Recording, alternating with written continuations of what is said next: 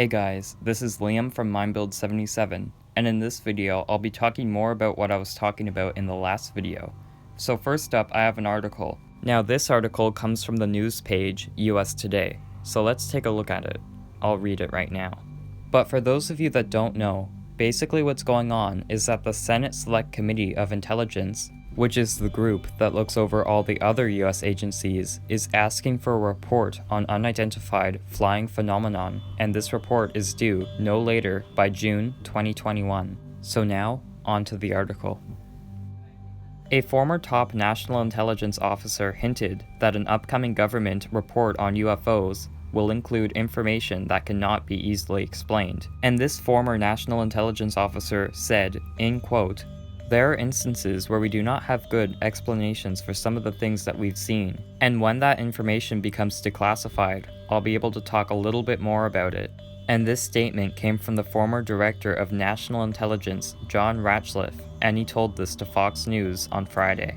But let's continue reading this. Ratcliffe said that some UFO sightings have been declassified in the past, but a report to be released by the Pentagon and other federal agencies will present more information to the American people.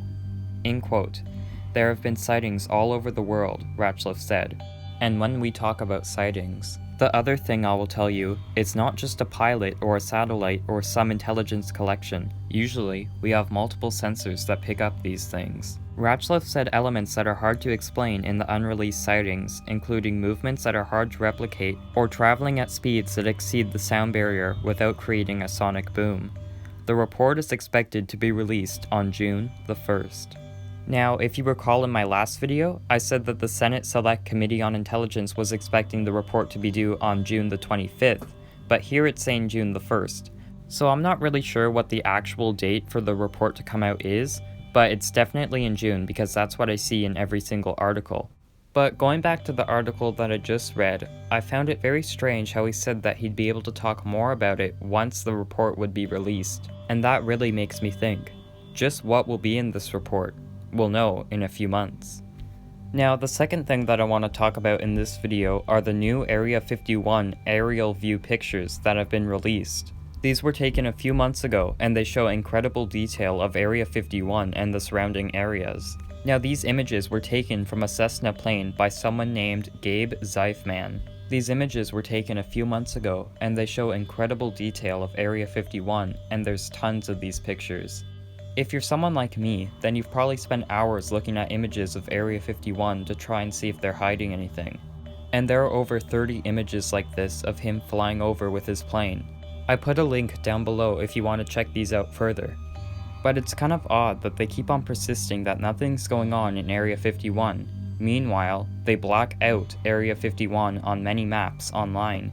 So it does make people think, because you can't just do that and expect people to not start thinking about what's going on.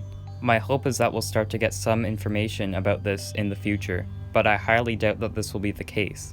What I personally think is that the report will mostly go over UFO sightings that have been reported by people in the US military. And I highly doubt that this report will have anything to do with Area 51 or things regarding that matter. But we don't know, we'll have to wait and see. But with that, thank you all very much for watching, and I'll see you in the next video. Till then.